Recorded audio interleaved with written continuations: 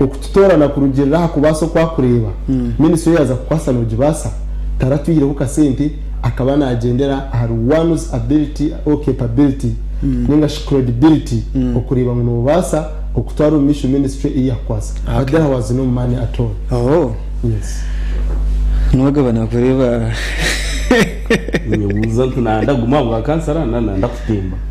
kashika wachuru ndaba abantu batarutse kunyeta amasiko bisinde south isinde south ni constituency iri mama gombora mushanju kandi habo gukora kurungi isingira ha district habo ku ministry yo gwegese isingiro district for sure we are improving je kandi ngambira batahi banje banywane banje tintuye na muturi reducing ahantu falso na case eziri kuja zikuzambarira zitanike kuhinduka hati nizitori isingiro zicendera ahabo kwa mashomero bitiriwe tugaterenkanisa kurungi turiyo tugombeka ubu sensitize abazire aha mugashogo kwega na none buri mwaka tukora amashomero agatari hansi ya 8 for example na kwatira mukace hati nkesha turiyo tukorisha mu mariyeti shingisha turiyo tukorisha mu mariyeta katanzi tukorisha mu cy'abahesi turiyo tukorisha mu riryo mu island single district na island to kubasa kuzo yotarabire mu bwato ishomero mu mariyeta rubera cop primary school iri muri Kabingo sub county tumazira amashomero nkasani Pentecostal twamara murema twamara Rwendezi twamara Nyakakoni na gandi miji munongo none abantu barebere bagira ngo apana ministry gikuzire kurungi reka tukongere zo mu parliament ubundi ukaguma notice zaje abantu bisingiro sausi ibintu MP habire yasa uyongerereho ahabo kuba ubutegeki nibutiga evumuro kababikozero kabeza kubuza kinyaba kiraga wa Max ataro kubuza kuturambika nzakoreba his verdict ona madam Jere muchatwa kwashira baresebo otwire ubuzire mbani nkoronda otindagana nkoronda Nigeria ni koremero mu yihanga nubwo ya pati kashina pati ni yihanga ni ko bihanga uko baje kwihanga ni ndatora mu gishogo kuramsya abarutureba n'abarebe baba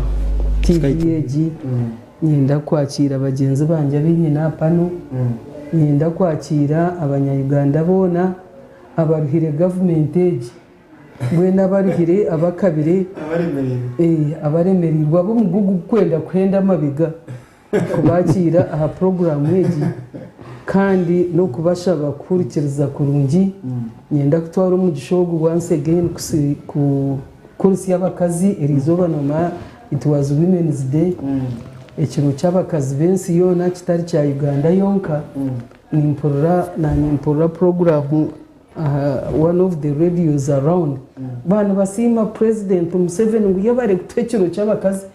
cy'abakazi ne chance yona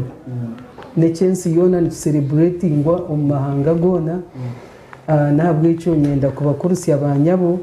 nabasebo kukibakurusya abo kuba bande nubakihindure cyo kuzana badera bashija bariyo nubagoyo ubuhunga bagwo museforiya ngo hatabakazi basibo mutawune rera bashija bo baza bwoya no kureberera abana so mbwe ninki bakurusya kandi no kubejusya ubu no turabe twine umurama gwizobe gutari habya abakazi nyenda kwijusya abantu ngo abakazi nibakora kimwe cya kabiri ningasho no kuceraho bwa points bwa population yitu kuba tuyine umwihango nabwo icyo nibabani betenga ububangizi bw'amani kugira ngo abantu ba Uganda bagende mu misho abo kuba abantu abara half the population usually nimba ningira ngo abakazi ninko kureba umuntu inamaguru abiri ariho kuguru kushija ariho no kuguru kukazi ko kuba oyine one side etakubalansinga amaguru gombi gatakwinganingana semigisha nkwamashomero nkemarwaro nkebyo butegeki gona gatakwinganinganisa ihanganira cyo komba mwe ningira ngo akiro cy'abakazaha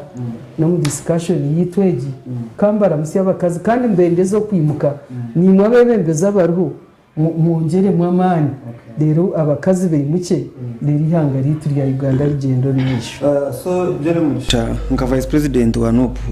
ngaheruka mahe gagera ngo tuba kwenda mujwaro ukofiro ubu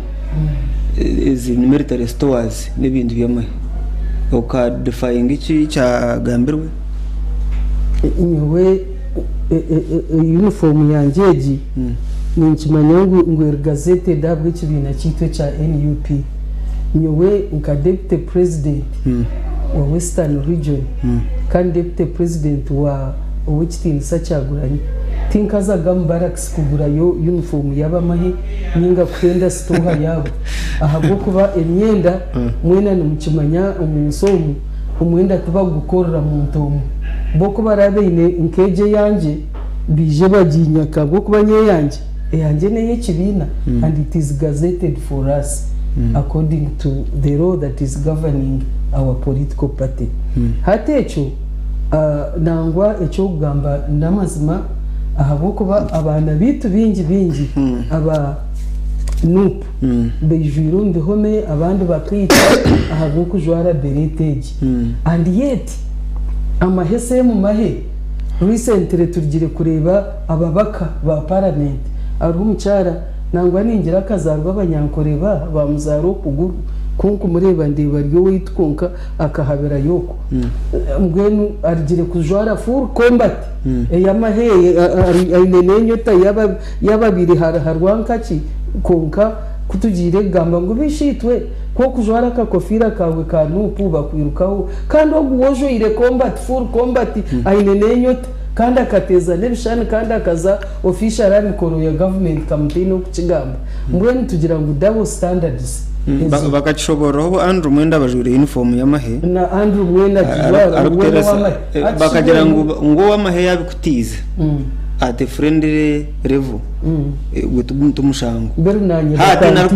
hati na kwakuzinga bwicyo bijwire hataro complainant in other words ibere nanye mboni hino wakantiza kandi bwenu konkanyo kinkwenda kumanisaba kutereba abo kubamanya amahe tegari exclusive to tegaye naraye mugonga bonka na no mu mahyaga go kureba no mu rwagenro abantu bakabere mwibare mwese abantu bakire tubahenda muje nabatangira mwena abacara mu kiciro cyanyu icyanyu cyo mwaka byasigaranye byitu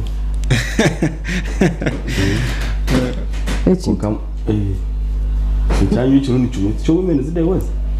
mbosh Christmas byasigaranye byashije nkari byasigaranye byashije so konka mwenu harimo amamanza bakaza amamanza tuko mu cyaro mureba njuri mugisha to kumugarira nyuma numwita kamanzi aho ko bajyore mu ishogo kujwara n'upweki akagigambara ka vice president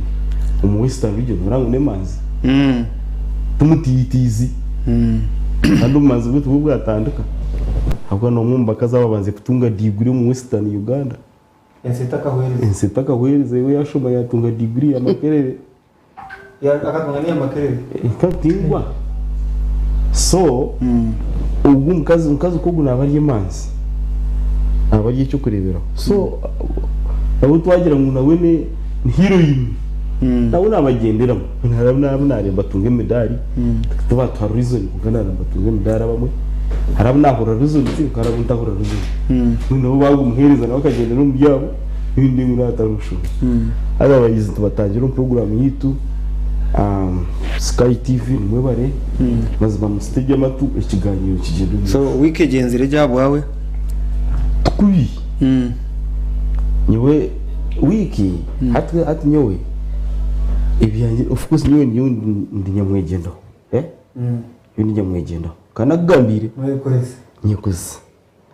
government inchi gisubira mu cyango munyine ke cyintegerize mwenda kunditera kakacupa ka minu butankaka kawayo bakushabira nyo kawayo namarayo mugana najati namarayo okuya ngo natikira kunganzya ne enkorambi yaki yibyamagara ne integansi akoye no murwiri nyine tataka rwara hataho mu rwara hatwo kugira uti private no maybe ya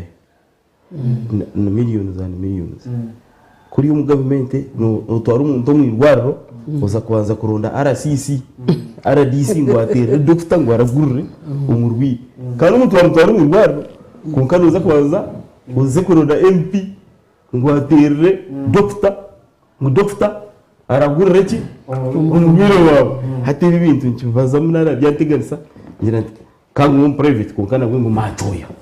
so nyo hataho ikintu cy'kunyigiraho 0% ya NRM by'amagara nyuni hati njihurire fact abantu mwino kukimanya ukora hato mu Uganda no mushango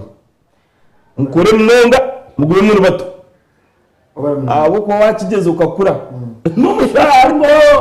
shukari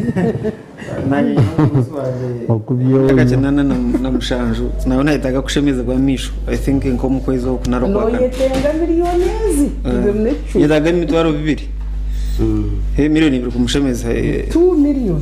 hariyo mu owaringa odokarunga so na nyenyine kore cyo mu kwezi wo kunaro kurukwisha John twenda musyo musibire ku rundi abaturana bakuturiza ndijo ntura nawe ndigabusonga ubiriki mpendekere bahindoke nahinduka itsema inanjye njya kucha oberuza no mpira gwa tagwise abakuru so busongora barije bari kurungi tukaferwa jeri mu gurusi iyo stasi kandi bamusendekereza kiro cya kasatu then halo n'undi mu gurusi nawe akibuzire tukamanyire kurungi ahari kargo mukaye tutekereza ngo ubundi aho kuba ukusera kwa asimu koleka ngo akakwatumbice kabira katu kuna na Queen Elizabeth National Park konka nsaba taratirwe ADF mbafu taratirwe ADF ne suspicion zezo nazo zirumu konka hati ubukubote ine direct kuru ADF abachwezi bona mbabuzaho bana kandi biona bibiriyo nakasesa abachwezi baliyo na ADF iri hariyo n'enjubu nasomero aba hanu entwiga yagamba bya health nyine wikeje aho ire nyine mwana wanje unagenzire na umwirwaro erhango akanajya kuzarusa mu kazuwe so mu kazuwe akabanza mu private clinic bamubwira ngo ine eclampsia ni pressure yo umukazi yanajya kuza so twaje abantu kufaringa faru abantu babale bingi of course konko umuntu omwe yagera haruhe umama kite cyabe ni kiburamo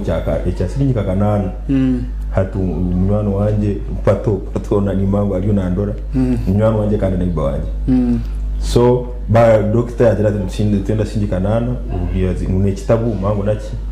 yahe mbale tano yazumu so baguma bari busy hati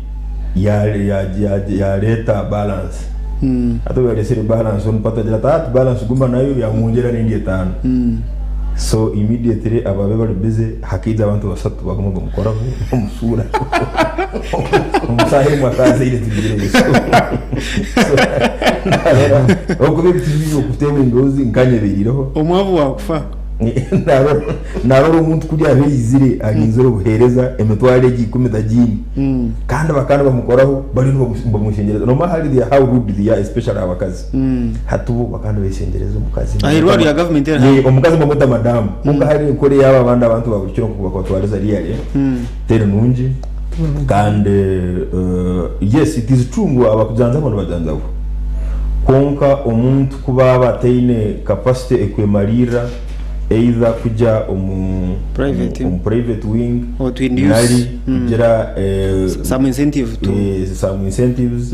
umuntu nabona kandi obuhereza bura ha referral yambara tinanda yibu any other clinic or hospital almost in Uganda not any other not Mayanja not area Dr. Bashobora not area Dr. no anywhere naba heads of department says nuba ku professor Kitya Dr. consultant won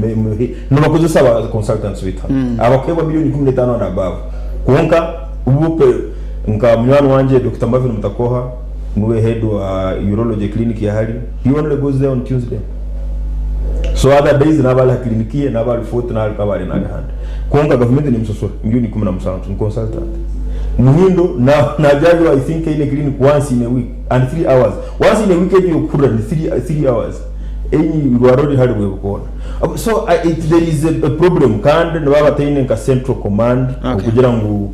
nga DHO no tunga milioni ya ndoro nkaka how are you going to whip a consultant wa kutunga milioni 17 how so really nzibwe bulumu yes amarora ngakora abakujanjabo n'abajanjabo abakuchirayo n'abachirayo but there are so many issues to be solved. Thank you. Nukwe turi ekireki ahabwa program y'itishengero abantu baramusya kandi program y'igiri na Radio 5 DJ Kanyama bare kutera abantu program y'igi kugira ngo abantu bagihure Kanyama n'umuntu w'umutano ukwaro kwate ibintu bya TV akabita radio ukavura radio na cyo kitangaza haza nturebera waba Ekaya Hotel Ekaya Crescent Hotel n'abantu barunye munonga mbashangwa kamukuzi ashonga na Divine Mercy Hospital aruguterwa rwebukona hano za bushenyi bakwinero buhereza burunye ko buraro guidance za ukore mikoro ya burikika conference hall ebarere mu byo kunywa ibyo murembe gwa hati ebron coffee cocktail mocktail milkshake kandi bine restaurant y'umurembe ayiba kwinire chance ya mushana hamwe na cyaciro aho kugerayo kiyungu cyabo kigwire bakuhereze cyo kuriya kandi ko mulingo gushemeza abakastoma bitu bursande shayi 12 za sande mpaka shayi 5 z'ikiro ndibatuyineho live band Ekaya Crescent Hotel mboba kutwereze cyo kunywa ha Johnny Jarwire appetite ya hansi abasigaye ndatina yakwasireho ninyana banyina manirizo nanye natambuza mwoga bakwatoka chekache aha esa biteji tumazire tutahire mtu ina makuru kurwo mu kigombe cya NUP ab'ikigombe cya NUP bakashitama bahabara vice president wabo aba Buganda bonere Mathas Mpuuga Samba ngware kuro ba commissioner ngwa ukuba akatwara senti milioni 5 z'akasimu akamuhirwe abo kwereza nka lead of opposition urukiko rwahinguze sentezo Mpuuga ngo akarumu nabo cyo bashota akatensa ariko yendeza ubundi amwe bajya ngo cyo kigwisa kubi icyaragero icya leadership code of conduct something like that iki cyajya kucira kubana na enforcing harona tribunal for that cause now kutugiye kura twahora mu Mpuuga senti takazitwire koreka zitegerize tugire kura ngo NUP hakashitama abantu bakushanisa ebitinisa bahabara Mpuuga kurekura yanga kurekura nuko cyagwanye kutabuka kandike bara konka ngutaro organi ya party yashtamere ugambira Mpuuga ngo akashwaze kigombe yari yenguze and abantu ba commissioners nabo mbakutunga miliyoni 7 including abayenere mubashatu so ekibuzo twantwera tunywanise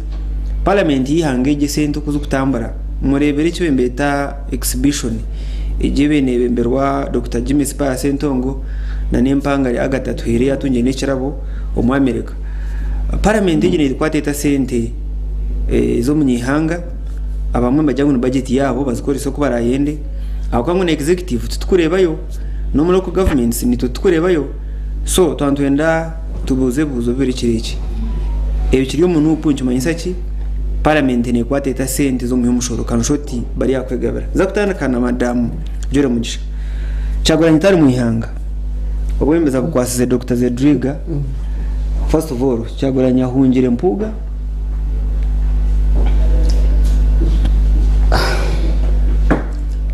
tinkumanya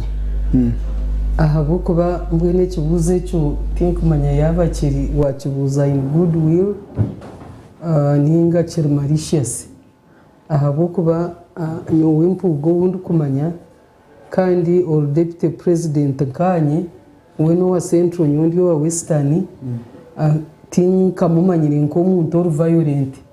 nko ine mbundu nko ino butwabu nkurana bagamba kandi in intention zo kuhatinga narishkwita president witu cyaguranye konka abarutureba abaza muita politically takumbasi am deflating ahabo kuba NUP ecyaguranya rukwebembera is a registered political party yakadi registeringa kandi abiragiye bembere kurungi konka kutwabire turyaho because I am one of the ndiomwa abantu ababi baryo muri kikoryo urwashabire omwami Mpuuga ninga show kitini Mpuuga ngwe atwemwiri abanyankore ninga shabantu abamwe bo kureba TV yeji nibamanye ikigambo cyo kwemukamwe no muntu kubahemura ahabo kuba umwami Mpuuga kija umukibina kitu towards obururu tukuza kutera obururu wa 2021 ekibiina kitu kya NUP kikakiri kito turigire kuregisteringa so twigwire emikono ahabwokuba tukaba nitwenda abantu kwija kutujoininga mbwenu nk'oku kureba abantu nkaba pasito ko kureba nibigure kanisa bakagira ngo abantu muri bamwe bakaruga mu kereziya abandi bakaruga mu Church of Uganda nangwa n'abasalamu ebirebi omu makanisa nkago nibazamo so we were open twabire turyaho twahicura umwami Mpuuga n'abandi bagenzi babiyizere nabo tukaba tubamanya politikare ngo bakabi nahi babene baruga nk'uko kukimanya mu Uganda since 1986 President Museveni atwira hana atwebembera kwahwireho bwire bayigurire bibina haza hoye NRM na parties zinde zagireho bwirobo so people abantu batekwa kuba owo kwija wena hati natekwa kuba ina hakuruga abo kuba teino ryaho fa nangwa na nabo abo kwesimba independent sabirebi nawe nabagerezeho kuriya nabayina hari teino muntu oteina hakuruga so mbone bakija twabakira mu kibina kitu ebirebyo twantwenda candidates twabakira twabahereza kadi zitu twabahereza na kadi yo kutubera candidates mu constituencies zabo good enough weve yabireruho ya people power na nokunda NUP baraba mubona Mpuuga kutwahereze wokitinisa twamurunda nkaropo ninga shirida of opposition kutujwekera mu parliament bwena kebembera ebina byona eby'ubutegeki nuwabire nabyebembera now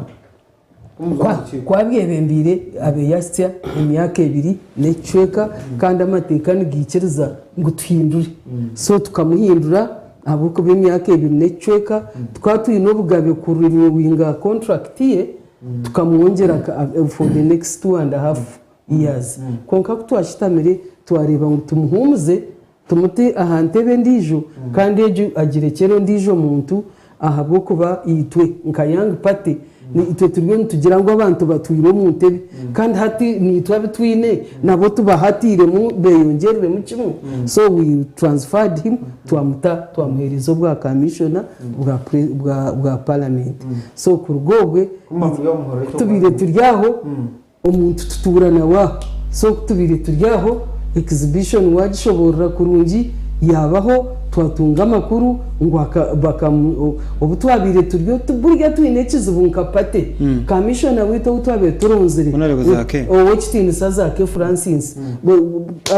speaker kamwirukaho ati yanjuma atimanya yampema atimanya byakatoreza hino mbimanya abantu nangwa babanza kugira ngo ebyo nabago mukazo ukane yani konka bamuzingitirana bamunaga hewe yazo mukoti so hati twe tukatureba tugira bishaba because we had two people tukatwine leader of opposition twine na commission ugo tujya kandi hati we leader of opposition kateine cyagamba mugenzi wo wayinoku ahabo kuba mu rumo rwa leader of opposition ni nko police kupolisinga akagumana areba government yayihereza sente nyingi expenditure zezo zone zwagambaho how they allocate money nebindi nkebi kubireba hati kahunamire yagumaho namire mbwe twaguma ntwekengera mpora mbone kutubire turyaho cyayatitaka nko kwa banyankore bagira cyayatitaka evidence yija twamuhito mu urukiko orwabandize ahabo kuba president we tucaguranyi n'umuntu ayino buntu akata kubasa kwimuka uketa ba juniors ba koporo kuteso urukiko rwa kutesa hari jeno so we held the meeting twamweta twamubuza kurungi what happened ya tugambira tunoreba tukagira urukiko ito ba commissioners na speaker witu abandi bakabataro atwayegabira sente atshimwe sente mukazegabira muti atunoreba atubakani benda kumpa kasimo atshiwa kasimo umuntu orment kuba no barebereza bakusima bwo kubareba je bakusima bwo kubitererisho umbi bakora abwenki bakusimire so twamujya mbwe hati kuko babagira mfite yazaki silence I think means yes wakagira nguwe nakasimo in fact mu kugamba kwe abo kubora ikiko rukazaho umukwa 5 2022 bakaba mazere niyazo almost 6 months yonka babye mu parliament nabwo echo tokubasa kutandika utakashyira even half the work your time ukehereza akasimu so itwa katugera ubusente akazitunga abandi nindeba hati social media nejyangu wakagira ngo tarazitungira konka abantu nibamanya nibahinduka hari urukiko rwasutamirero karumubahi like structures apati urwa bandize rumagire hashitamire nkikwibira sofa urukiko rwabandize rukarurinka urwa senior leaders the four deputy presidents twena tukaturona n'umwami Mpuuga karo na president akaro secretary general karo na spokesperson akaro now the new leader of opposition tuwogwe then tukatu invitingire four senior leaders in the party ba members ba parliament umwami Kivundi omukyara Namboze ondijo akari Segona owekitiinisa Segona Aisha Kabanda karho na nabandi konka Segona akatamweko apology abokuba karyo mukoti kandi mu mateka go rukiko ko apology nkimanyisa ngo wa recognizinga ngo rukiko rwaba so urukiko ruhinguza ngo enshi Mpuuga kwikirize sente urukiko rwo ruhinguza ngo omwami Mpuuga kurigirwa ko yatushoborire urumushaba ngo mbweni itwe kurigira principles zitu ninga values zitu nk'ekibina twabantu kushaba mbweni ukorana ureba ngo bakafutega kanyobwa ahubwo kubitwe ruyare nk'ekibina Mpuuga okutwire ntumumanya tukateka ngo bakamutege kina yakigwamo so twamujya mbweni munywani wetu norebe kino kigwire mutwa abantu kushaba mbwenu obo ostepingira side uzarubaju rero turebitwe nk'ekibina twamanuvaringa tutakora barye cyo kintu kubara abakubeherire konka we kwaherize yagera tunda kureta abantu mu kiganiro so nanda cyo bugufu so ashobora muri kiko agambeye ashobora muri kiko agire kureta ahirwe 24 hours azikirize kugenda kureta ikitora mwabo kuba in that meeting akatungana opportunity yo kujya mbweni we because we are colleagues ati we kino ukigamba ki so agenda agire kukireta kwahikayo kwahikagambe bindi nk'abanya Uganda kuko bamanya and lastly myanda nabandi tuganire so at kwa yabura then we held a full NEC meeting twagira NEC yona ahari member as a member of parliament bakamuhereze bara kwija kwatendinga NEC meeting he didn't come taratire muna apology abuko baningira akaya developing umutarugo umutima gw'urutaro so NEC echwamu twongere tumuhereze benefit of doubt atwandikire in writing atugambire what actually happened from his own mouth atugambire reason as to why tushemirire kuba ntumwihayo mbwa commission kutujwekera madam Jori mubazire ekikumanyisa kwata vice president wa Ikigombe abo Buganda ayimu kusinge kugera mani ayimu kusinge kugera MPs kumwembara singo muningo kumwembara singiremo obunchi karebeka ngo numufana Mpuuga ngo umuntu abo kumutina ngo ubuna basa kwembera NUP than kurwanza corruption. Have you thought about that in Kaneke as a party? Hata byo nebyanyo by'amahurure abo kuba amahurure ngabasa kukombeka ninga gakwite ahabo kuba itwe nkapate twine values zit and one of them is no corruption. Thank you. One is a corruption no matter who. Ntubwanisa corruption kandi twino kubasa kwitererisho icyo cyo gamba ngo Buganda yes omwami Mpuuga akakora nka minister wa Buganda Kingdom atwira remember wa parliament konkanyenda kumanyisa ngo omwami cyaguranya na timu yona taka mutora ine kumuhobwa rope umparliament omwaka aturamo nakataka baganangwa na RC wana rivo katube nko twagenda nabwo cyo nitwe kitino satube tukimwire kandi kwa kuchikwata kubi tutkwija kuchitira risho abo kuba abanyayuganda tukabasubiza kurwanisa corruption tukubasa kuba nkaba bitukugezaho kurwanisa ngwabwo kuba cyakorwa nabi nambwe ninyenda kusima president wanje okuba principled okutita risho ahabwa munywano w'Empuuga. Statement yakozwe n'upo producer gitera screen yejo ero kugamba statement on corruption and abuse of office and Madam Jore Muchagira ngo Mpuuga kata home parliament atine bukuru bwarahirwe konkane ngera Mpuuga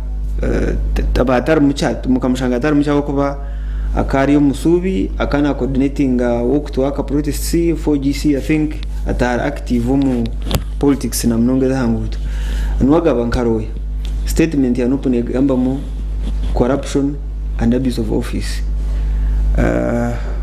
corruption wano rebe biragere kugirwa nso muhanga Mpuuga kozere kinaka kwate na corruption for example kama mtu ari mukoti cyo kubaza cyabyona tokazo mu dance yenchende ukatongana muzakutera imikira akwa dance yenchende kimasa ngwenchereza kuzunguza imikira kandi umukira utekwa kutera so atunoreba ubote akaina magezi ubu yafuira karugo unka kaineki akaina magezi akagambira abakwakarisa government ya Rwanda kuba rero mwenda kwakanisa mutazo mu government mu parliament mutazo kamaze abazibira kuzomusiye bayanga abakunda kujwara amatayi utokuza kutorofa hazite tukamanyira uko bagiye bayanga bazomusiye yabanya parliament yakenera mukaga mutagiza muti bayanga bazo mu parliament yakenera mukaga bakura basibuka bagumwe opposition President Museveni no mugezo ndiju kukora tari obote President Museveni rukomo Rwanda kinana akihayo MPO ekibina cyecha UPM kikafuna MPO bakabagira batina bati tinkucenga President Museveni akihayo MPO omu owekitinisa Dr. Crispus Chiyonga wakasesi yamuzibira kuzo mu parliament agora hari muka parliament entebemwe yagireta yagiye sasara hati yatengo tarurwe yarusingura yaba president hari umuntu wene wabirendiya nabo akaraba mu akiyo government mu Uganda wabiyana ndiye nabo takubase we government so nobuturabe turi hari Mpuuga obuzubu bwa government bwa NUP nk'ikibina kiri kuhakarasa buru structure obuzubu ryo mu kibina cya NUP bine nkora itakubasa kuhakarasa government enkora yo takubasa kuhakarasa government ya Rwanda hati ngubuze twahikaha baturetera ibintu birunja batarya ubushungusha byaha ubucungwa buraharya abikaye baturetera ibintu birunja hati ba leta shumbusha utigizire nchaka rero leta mucungwa utanagurguzire handa cha ba leta rindazi utotarkwata baza ore ninyere tureba patayiti yo muntu abweche no chemo muntu omuntu no muchemera ki kora takwenda ngo arye bya government government mwiyemu parliament tazayo NUP sigaro mobilization ze kuronda abantu koka kumara yende kuronda abantu mugaka mukaronde tinsa bya government ni sente za government n'umutekwa kuziryo abo kwa rezi ku Justine PO box no treba nzija zigwaka winto spending ozushohoza PO box number no yangisi na address hije na address hata no reba 10 ukakora ukachenka personal assistant wa Sam MP hati hizo barimwe kantor mu office yake ya Bowman House yaje tkonkitu igata rochi ntenenshi hati Museveni ndakutwita rochi kandi kari wa movement ndabwaje ateze ni sente ki ntizabazita atiriza account shange sente zgwire nkenzura tinche mahizi koretwa nyuni shanga sente diboga account wachetegereza so hari sente mu Uganda izina address nezitiye ki address hati mwe Mpuuga mwenda kumwima izina address konka rezitiye ki Arrestin address. Hiyo na tana. Kandi tutwasura tinzo. Nza kubuza John kwa nini sasa Arrestin address. Umkwezo. Therefore. Aba NUP. Nobaku buguma. Mpuuga rire miliyoni 5. First of all. Government yarwanyisiza tekiri nyoro. Ekijeriye nyoro konkati nyoro. Eyine sente na waenda tumwagamba miliyoni 5 baenda na billioni 5 no bazaba government ekirinyoro eriho etwireho yasimya kashituna mnana eyine sente eyine mbundu eyine buri kimwe kandi hatekega nebintu bibiri iyo bara bakugeza sente wazanga nubambaza kwisemosho omukono gwa government yarwanyisiza wara bakwa sente otitikwenda kuziryo hato weno manyangweze sente bazirete sogwe musho ogo gwa buyogo bikire kiboko waza noza kurya koni hati kiba kiri kurya sente no kurya koni none hati mwaba kutureba n'abaturikiri iyo mu kurya sente no kurya koni iwe no torana muki so nco nagira abantu noye bari yari Mathias Mpuuga haro nijo barateyo akazanga ekubebe ndagumwe Dr. Besigye akemerera na President Museveni tabe turiyo mukaruru murumuna wo mugenzi Nobo Mayombo okwira rabone awabira meja ummahe yahaguka yagerera Dr. Besigye ba wareba hati tuza kureba tureba cyayi cyenyunyu harakasikana Dr. Besigye agana atembe nyunyi nazaru orabono kwira bajya guto kugenda Besigye atogu na pagerete ko kugenda nawe enkoni zabe nkoni umushaba kwata kifuba barundo mukamotoka birukaze abatwara kubagiye kumweyo akija nakora konka yati kumanya ngwini mbire ndije no kireba ndije bende shokana shoma statement bamuhire nyo mukureba na bodi eyintwire mbire ndije ninge ninywa bapira nakasigara na resaho dabure guys he was shivering akana akora kana atengeza bakajya ngumuna no yamukwasire binyi hati enkoni zikaraba hati no mabwaci nyokija natunga story yenyini bakakwate mari bajimu bajangura bono endaki kwate se ngazo no manyara boni bataka mukwasire bakabanza bamweta ngwa center nozireba kungudu cyo nawo akali MP nozenda nozenda akali MP yakwata yabikankai nzorero yakari MP Western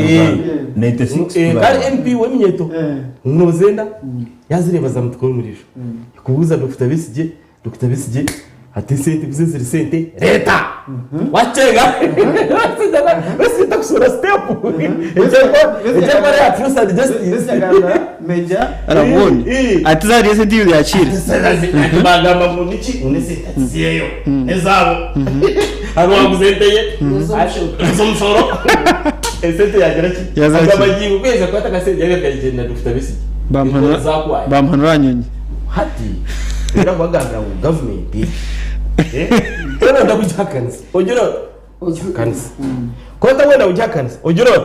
ojirechi ojenayo utarye byo kujya byayo hati nchokureba leadership code ro twinite kamba yeta the leadership code act cap 325 bakateka witekeryo section ya 8 nigamba conflict of interest okoro kumukwendeza ngukora bene okoro mu government orinka ahakachiko nikaza kuchomu enshonga konke enshonga kabiri y'abantu bingi konke norero no kugigoba muko muntu omukachiko mo yanjure igoba yawe kandi barakomera yiweka bakajya no mukazi wawe yarmu nacyo kiganda n'umwana wawe yanagobamo nacyo kiganda na agent wawe yanagoba agent nentum nacyo kiganda ngo umuntu wanje ugunanga nari business partner ukora nawe ngo kinteke nazagoma nicyo kiye owekitinsa jimwezi bakumusensharinga umuntu go kubanza bakamusensharingira okudiringa na mera investments company ya Sudir Ruparelia kandi yabe ari minister ariyo mu nkiko zi mera investment se kuzagobamo kandi ari partner mera investment cyo amsesharingire eke conflict of interest and leadership code kandi na section ya mwene umwiteka ndiyo rumwe yegira ngo wajigeze ukakikora office yo rumwe ekitongore cyo rumwe ngore kure ngumuru gwesasire so twagendera umbaragiriti twagendera umbarajuru Mpuuga agwire cyaguranye ashyiri twagendera mu by'ubutegeki wayitegereza cyaguranye takwasa kweshara ho mushango rwa Mpuuga kujya sente abo bone waba campaign ingingo zo mu parliament na expect ngo bakuzo mu parliament befumba mwene kata aho bugenyi bibura buri kintu cyono inenjara to kuryaho kuko waretwa cyo mu bugenyi kono mangu to kwenda kurya no uriyo muzino ndakusira gumo wanyu kore wijano tekwa kubiryo obare mnonga ni cyagura nyaje omukuru byarugama yes so aba commissioners ba NRM nabo mbajya mu miliyoni bina bakastwara mirutina rugambaro iminga MP ngabantu NRM tumuko bakondeminga n'upite ko bakondeminga why you silent imunwa hatarukizo cyona Ahabwenshonga ezo kutekwa kugamba ho kake Ahabwenshi enkora ya government ko ikora yona enkora y'ibitongore ibirunje by'amani byona bigokorera ha budget corporate governance nikorera ha budget mbona washanga ngo Mpuuga bafuhira ka sente 500 million na commissioners ba parliament abandi abayinaremu nabo bafuna ka sente ako nikibani kimanyisa ki ngo hariya on budgeting esente zo ndo bakaba bagizire bata bazitire okustam because sente bagira ngwezi twaziteka hamwe no mu commission ba commission abandi nababo wa NRM Esther afoyo cyane na rwekera bacyara bazombo twine honorable akampura process begumisa mbabazi na rwekera n'abarubanda hamwe na Solomon Serwanya na rwekera babukora Central District ya Bugiri Bruno mutatire cyapa cya miliyoni 4 then wara Brunonga Mpuuga ni miliyoni 5 so nababo commissioners abasigara ba NRM abakazi babiri n'umwami umwe gumiza producent kwebaza abo updates we bari munonga bene commission ya parliament tere haba abantu bonka bo wariba nibereho speaker nibereho deputy speaker nibereho prime minister nibereho na minister wa finance echo nikimanyisa ki ngo kuteka ho commission eje nebe ine budget esente z'umuriyoni mutere ndu miliyoni 4 miliyoni 5 bakazitwara buriya ubu bakora budget yihanga bakagira ngo akasente akatwakataho unako kuyamba kuri mu commission ya parliament abantu babona buriyo mayine motoka ayine n'abakumi n'ibindi biri kugenderwaho ikikumasa biyona buri budgeted for mbere nyone kindangaza munonga ekiryo mu NUP National Unity Platform kugira ngo mushije wo Mpuuga ne bamubinga ahabwa akasente ako aka 500 million kandi bakumanya ngo na members abada bari ya commission bafunira akasente ako nikibani kimanyisa ekibakora tebakumanya ubundi mugasho gwa allocation of funds bakabira abantu baza kumenya the other 57 members of parliament abunupe mu parliament NUP nkapati eyine ba MPs 55 bakapasinga budget sente ziri mu za departments zona na nezo sente zigizire zita zirimo mbona abo ba MP kuba achipasingiri kandi hategeye konge kirenje bamwe ba MPs tibakubugamba bahunami ahakwandi bamanya ngo nibo bachipasingire kai mu parliament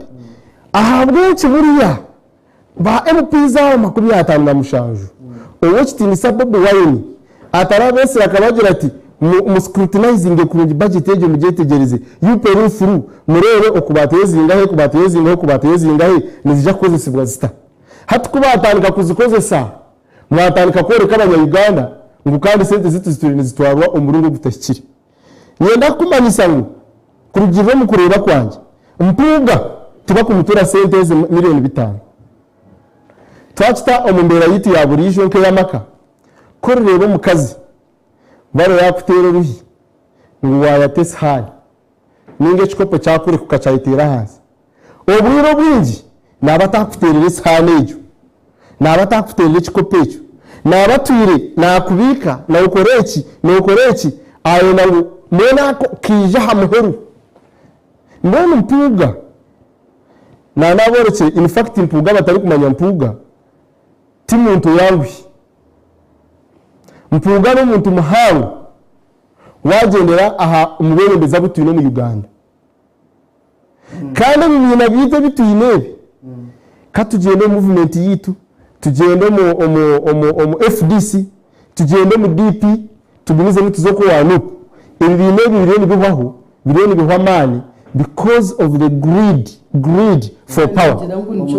Greed for power. Ahabwenshonga ni kikugambira iki Mpuuga okugira ngo resigning ahabwa commission wa parliament na no kuma exposing ngoku Mpuuga bakareba mana gayini bareba ngo shahayoni credibility yeji ni basakuja kumuretera nanga yatwara na party yaheza president waza kwetegereza Ahabwenshonga biya Mpuuga bakareto ogutu ya spokesperson owagira tambura rusegero rwa Bobi Wine abatangiye people power nikimanyise ubundi bakarabita mu kintu cyitwa yakitwara kayakitwara kandi tutuye umuntu egeye no kontora ciko ro kugira ngo ya resigning they are the first people to be called abako asenyonya akariskinga yarekora mu magwa TV yes. yazagambira people power tine yashire so bambugo bashanga ikintu cyahwire bakambatwara kadi so aba babiri bari mu kintu cyabo niwe shonga iyo kugira ngo Mpuuga resigning tinko giteka ahari 500 million ziba muhire it is greed for power from NUP from NUP bosses so ine Ahabwenshonga ni kugambira baba kufana nko muntu ni bamufana nko muntu waza kureba Mpuuga na kugira ngo bareba ngo nabasakuja kuba umuntu muhango of course nabi batekwa kushindika bukirikare gamba jangwa benariya na government Mpuuga ni roya Mpuuga no mushomesi Mpuuga kara NUP okuruge 2011 up to date ekikumanyisa yone experience nangwa nakasenta kine mbona hati abantu bamwe ubwo mushato tamusindikire nabantu ko bamfollowing nabasa kuja kwendera tuyire party mbona bakategereza Mpuuga ayetomboyite obu parliament ebinerwana zake Mpuuga yagumahunami John wakushira kugira ngo if what like kwaka what like dark what like something like that wewe ngwabe na yatambara nkabaye naremo omwebembezi murongi nkabaye naremo sheka nkabaye naremo omwebembezi murongi nubwo kuba ari mutabani wawe bakakugira ngo yazo muduka y'abandi yibayo esati ninga yibayo box ya mizi bariyo bamutera nyina ngo yitegereze kuno tokija okagira ati mutabani wanjye mbaba mutashimire kumutera wacategereza yes hati zake nikimanyisa ngo Mpuuga na bamwe abebembeza ba NUP benyine bakandi bakoreka ngo zake byariyo nakora bigizira bita bigwira nico kureba abahabire bakunga abantu bakazaharugutu bakeka rakasa umuntu akagurukayo akiba uriyo naguze busimu akabutwara ubwo akatwara umudarago umuntu w'ubutungu ubwo akaze muduka y'abandi akihaye ibintu abantu benyine batakureba ngo kibarundi bakora kigwi konka abo bagira ngo apana turi aha mahande bugizire guta ogushyira nupo mundeba yayo zake akana inegeze binupe kwicerezamo accountability kukoresa kifuba people power Mpuuga tarashirize binupe rukwenda yatanaka kurya nabari mbe nupo neberi umushobi yafobera Mpuuga neberi umushobi n'intusi zayo ekina kugira ngo Mpuuga ate bakumutura ekina kugira ngo Mpuuga ate bakumutura miliyoni 5 abantu ba MPs ba NUP baturimo bajya sente for example ubu abantu baza kupasinga supplementary budget 2022-2023 financial year bakana bagira ngo MPs ba NUP ngo bafuna miliyoni 20 other MPs bona aba parliament members ba parliament bona bagira ngo bazigaruye members ba parliament bona tino wanyigira akaguma gizirata ahunamye owa atemptingira kwenda kuzigarurayo ni MP wa Bukoto South Dr. Kagame in fact obo MP kuyaweze kuzigarurayo abandi baguma bahunamye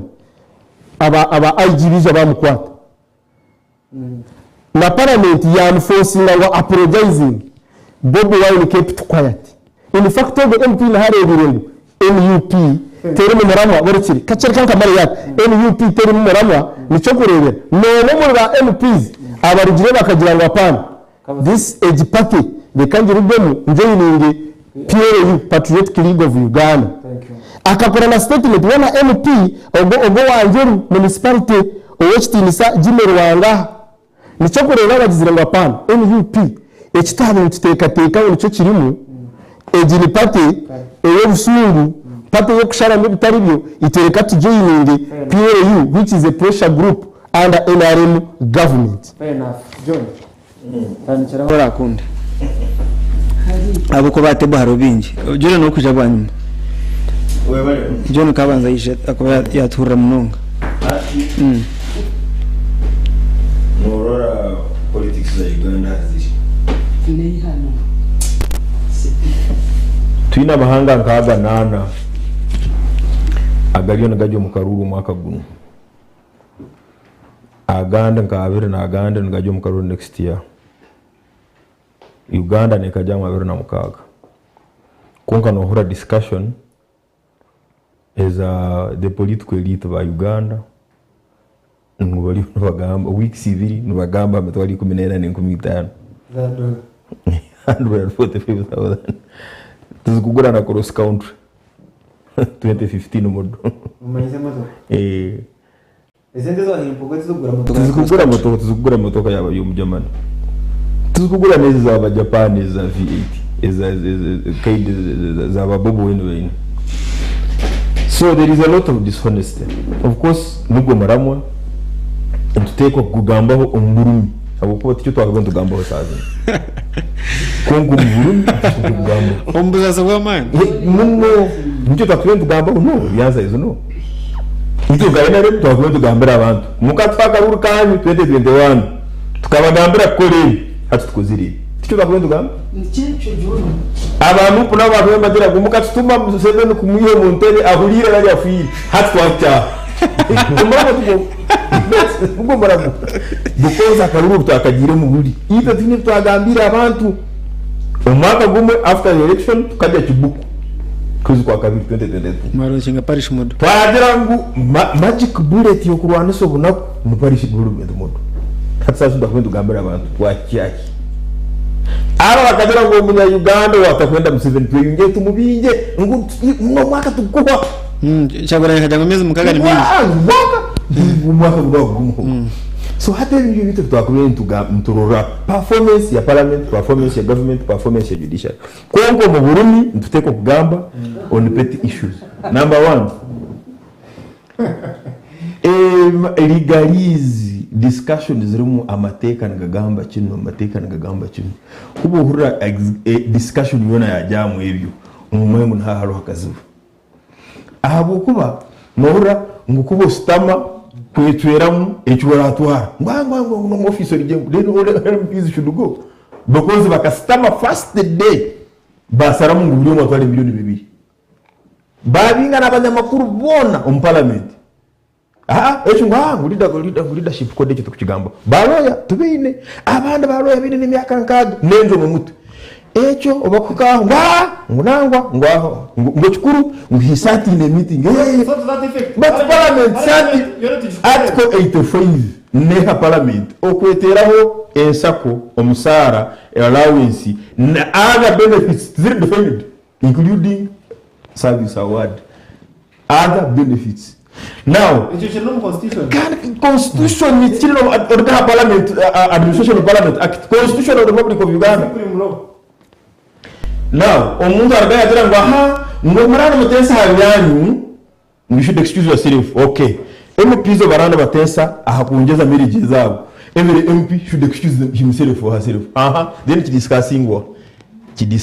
diocese ya Nkore North yetunyuro Bishop Muhiaka. Because all MPs are beneficiaries of what you're going to discuss, especially each quarter benefits up. All of them, when they are discussing, all of them are going to be direct beneficiaries. So, our land friend is saying they should excuse themselves. We clap for you. Thank you for studying law. All MPs have excused themselves. Who is going to set their salary? Public service. Under which law? Yes, we want legalize. So we are legalize abaturize. Every mateka this never get higher selectively okuhitinga their target. They have a target. Bene pray. Bene chipe cyo bakaba benda kutera bakasekora. Okuba mu nkore haru na Buganda musana kalicha zanyu. Buganda hari iki kazabike mipira. User ngotero umuntu mutaguri. Notero umuntu mutaguri really n'ubuntu buno.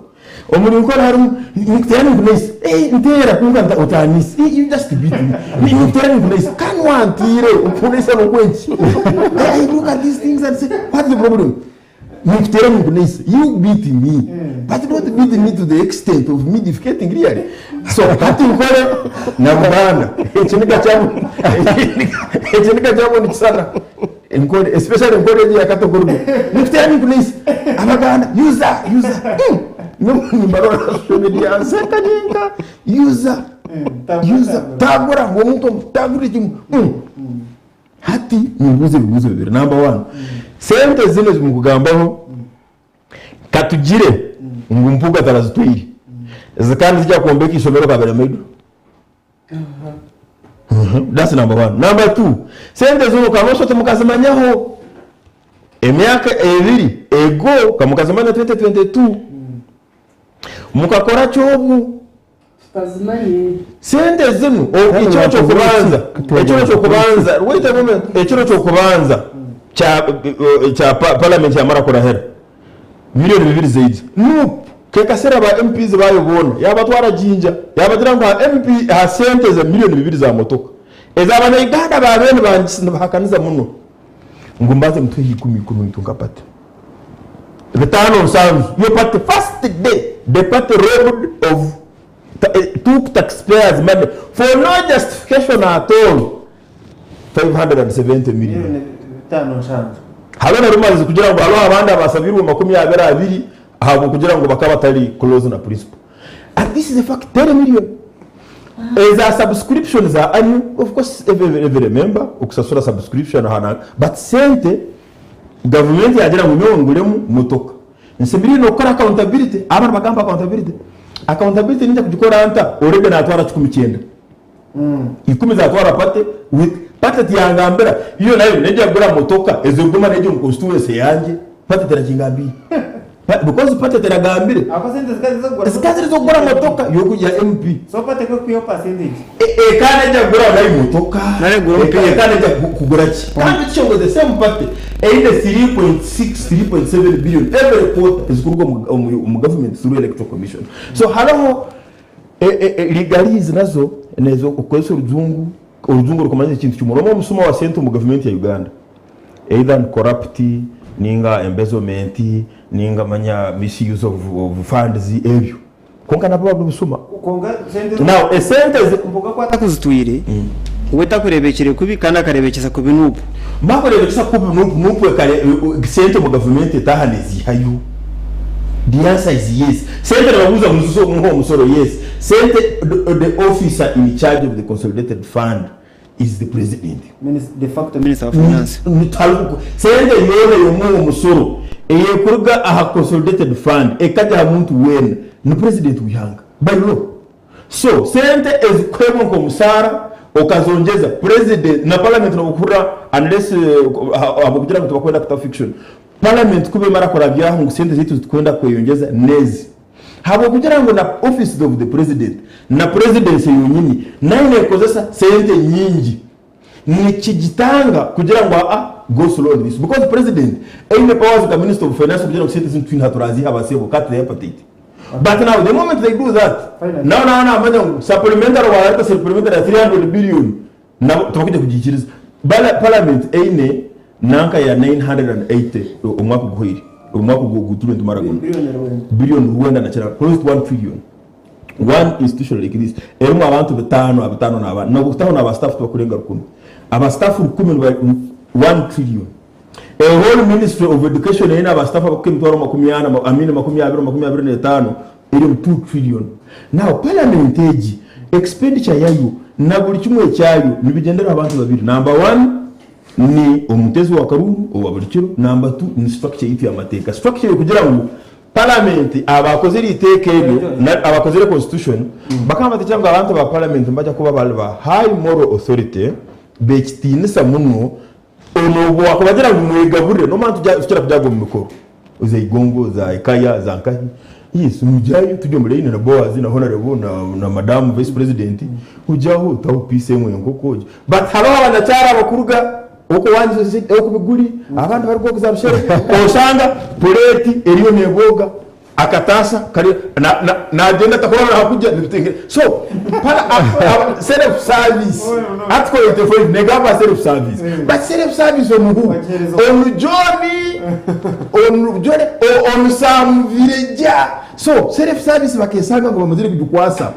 vireja ubona atahebyo kurya unatahe nyama eyente atahiye mbuzi atahiye nkoko atahiye mpunu fo atahe bitakuri atahe sawe atahe biem osanga ryo na agenda ati ngwata na taga ni parliament yitu. Thank you. Program yitu nishengero kandi mu studios nyine madam Jore Mugisha ni vice president abwa NUP cyangwa okay deputy president abwa Western Uganda nyine mu Moses Nwagaba lawyer kandi naragoma NRM enabiramisho nyine mu ambi yarugaba ni secretary of education Korogom district Isingiro hamwe na Turnawe John nanye ni Boaz wa Mongolia program ejeri na Radio 5 Jori ubona kugira icyo wagambo politics ezo kushoti mu Rwanda Mpuuga abugira ngo bagumina yakanayaka ngwenu ekinkwenda kubanza kwikirizana na John ideological bankruptcy egira mu Uganda ahabo kuba ngwenu omwami Mpuuga itwe turyaba abantu okay katu imagining ngo NUP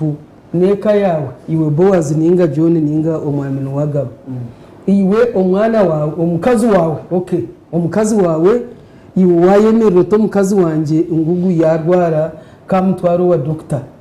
dore ne ibayahinda harya atogwo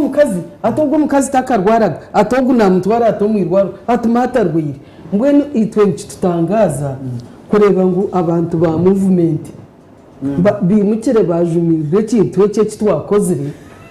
cyo kugira ngo musheja witu yabakora nyombe ni ntekateka ngo abanya-Uganda nibaza kutwebaza bagira ngo umwebare bishemwe ngo ikintu cyo tutahantwenda ahabo kuba miliyoni ezo 5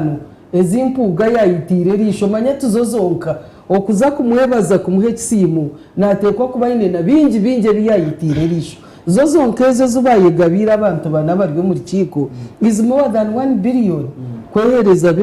ezo zitari na zamateka zikazitari na budget ate cyare Nshonga ni cyecho ate sentezo zikabire nizombe kamashomero zikabire nizikwipinga nangwa zitamuza disks owanyo okunima nyoko cyabishaho okoko Isingiro South ari amashomero minja gabana bakushita mansi gakabi konkamwe noreba but madam Jore even when I agree with you on that ensonga eringu omukwa muri opposition party eye kuchekinga government kuba abantu baseyaringa 1.7 billion singling out one part okuba naba NRM abazituyi ni murimo gwanyu yes no government ngoga ninye ni murimo gwanyu ngo kumwazikozere na statement abamahati bakabala ba ministers wachi mutakozere any single statement haba NRM are you saying ngumpuga mukuba wanyu akozere nsobe yashwaza na party so aba NRM abazituyi why are you saying into them mutakubagamba completely how loud iwono yenda ngutiyombe kutorabe tugambera wetu mukazane ko numukatutera kutoragambe ahabana banyu this was just a prick on the iceberg tutandikira wetu na no abo kuba ito kutorabe tugizire ngo mwana wetu Mpuuga akashitamana bari yabeiba tubenteka ngo mwanya gwo kwimusiye ko numukatutera ntwagamba mwana wetu kuyiba ngo ni mu mureba banyu mubagire ngo beyishi expenditure ryo mu parliament ka information that we have subjected them to IGG Madam President Mpuuga kwa okwakira sente tarazakira mu izina rya NUP konka waracagoranye ko abe nagamba agambire ko umuntu ayinekanaga yatandaka ya braginga ya braginga Mpuuga ninye namuhire obwa vice president ninye namuhire obwa commissioner ninye namuhire obwa leader of opposition tina kumukunda kunjiza cyagura nyaringa agambise kinaga nuko ahakuzika umukuru w'iki wabendega cyagura nyamana bya binagambisa ari nko mudara angure azifu Mpuuga akakira sente on behalf of akagira wa madam Joy halo issue ya Bobo Wine kwa pointinga issue ya Bobo Wine kwa pointinga cha Mpuuga kirika besije kujya ku muco bugamba Museveni umuntu akagira ati no besije don't talk I am the one who made you Kano I'm the one who made you minister 26 mama atkanganda I made you minister of justice I made you minister so for you I made you under commander so appointing someone kugira ngo mutwe ngo no udinga complete so Jori why is that narrative is dead on Jori karushoti cyaguranye ni cyakufana na Mpuuga at a personal level hate John decision yawe abo kuba buri muntu tuzaho ntuburura what you decide cyo kushara mu kwihamu kirya poni you abo kuba yitwe president witu nekibina cyone decisions zakozwe tuzarakozwe president wenga akashita muri chiko nko nabagambera neke shitamire so he was talking on behalf of kibina with all the members behind him nabwo cyo okumushara mu mukagira iwe tiza up to you kugira utabira mwangire mbwesho kwiyagire kumukunda akabanza yashabo horse did he ask for permission no information and then yitwa bamwe appointing kuturebere ngo values zite zitugenderaho utakuzigenderaho imwe tumwine urusa kwijo munju yito mpate yitu kugira ngo numuteko ko mukunda numukunda mapate tiyani pate n'abanyarwanda John pate ne yitu yawo mwene arahemu tiyani John tugere John toine mukono okay tizo Jore who submit so Jore cyakugamba no kugira ngo abanya-Uganda numureba you can see for yourselves the kind of leadership this country has abo kuba yone ne abanyankore nibajyangu washuye kabiri ya rero we hope tuzi atubo tokureba nko gukansara nambwe nimwe bisingiro you are in problems ahabwo kuba ati kuba ku decidinga district ebintu bakabikora nakachaka kozwe ningira mbwene nabwo atureyi ari turayi konka mwenu abantu kwegabira sente abantu kwihurura using example ina John yakozesa okuzahara inoke okegaburire byo kuryo okabijuza okiza no kubirya bikakurema nko kutukoreva Uganda kwe kutwaza nekintu kihano nekintu cyo busasi nabwo cyabanya Uganda mu muke tukore overhaul yitwe pate yitwe ya NUP no mwakugamba ki we stand on that principle of fighting corruption we stand on the principle yo kugira ngo we are bringing a better type of governance eterege y'abantu kwimuka bakayihurira bakegaburira meanwhile begaburira imwe bateze bakaruru ubwana bwanyu ko mbubwo hati fees tuzahika no shango umuntu nayiharagata arunzire nakabanja kaguza meanwhile bari bazitwara mwene tokture tugize ngo hati twatandika no wi kandi abe itukamutaba gambo abwenche mutakubegambira rero ni to building ayimata arakantu kace ka information nakuna kuhereza mwana wanje I'm not attacking you as a person kongana nenda kukoreka ubu ekimukoreka nkanup nenda kureta good governance ni itekwa kubera mu democracy government y'abantu urukiko rumwe sirenka nup wagamba nup n'ubwo ko wagamba owekitinisa nyine mutera ko owekitinisa ko kunga abantu ubona natekwa ko owekitinisa cyawe rero aha Bobo Wine why abantu babiri bagiye mu rukiko Bobo Wine ari kugamba ati yo kukishazana ahabuko nabobonka tine wabatorine atari Bobo Wine ekiri kigamba with some evidence waza kwetegereza yana bakugira ngo ndi coordinator wa Western region ndi coordinator wa Eastern district ndi chairperson wa Eastern district nikimanyisa ngenda kwereka abantu baburije tubarabaterire karu atabantu baburije tubarabaterire karu abenyira abantu pe kimanyisa ngukara hari actor na tuwa na kobwa chairman wa Mbarara district ningo Musingiro district kara akwete mu rukika gaja tazo rukiko rw'irizo nitwenda kubinga Mpuuga nikimanyisa ngo wayanga mukati naza gukora area autocracy yakoze sagira you are no longer the chairperson isingiro district ahantu mwe yenda kubagambira ndi katiza cekira n'abagambi ngo kubinga kwa Mpuuga tabingirwe miliyoni 5 zariri ahabo kwa ba NUP ba NUP baturene barya sente miliyoni 200 eze motoka bakazirya NUP yatwara miliyoni 20 bakazirya no wabiraza kuzihayo kubagire kumukwata abantu bakusasibwa NUP tibamutunganira icyo nicumanyisa ubu eshahezi barero babigire kindi ahabo bugezi bwe kugira ngo bavye mu kintu cyabo nico kurana abamaba abakuru mu NUP nibagira ngo bacikozire ecya family tibakitire aha national level mu kintu cyabo no hatebire ibintu banyeta Jore Center orana mugira ngo ayimende ko ati ndi Jore Center nogaba ibintu ngabibiri one nogira ngo cyaguranye igishunga agikwasira igikara kakire gamba normally twantwenda kutoreza Genome 7 Genome 7 yayi n'umuntu wakwenda kushohoza nabanza murekera abandi bamutera media ba ufono pondo aho Genome 7 akuza kwatara nkomo abantu bomba bakuruhire kare baba kubingira so abonye cyagwanye n'abanze gamba icya kabiri ikintu cyambuka nshuti Justin symptom y'ikizibu cyangu ikiri ya parliament speaker deputy speaker ukwegabira senti exhibition ogirebire two issues mboye natumwe mwenda cyaguranya tumwa first of all cyaguranya kazo mu kintu cyamutekara munasyo ikirere cyumukize taro tindi ya buro konka ngombo rwiko korota kurya buro urwiko rureke koko badeti kurya buro urwiko yo kwenda kumara urukomba barutera bakwata mino so ati konka ngombo rwiko tindi yako computer soup tindi amate konka ndyo koko movement politics za movement muzezo bakubaza ubuze hata na ikarevo ya associate professor ya movement abantu ba movement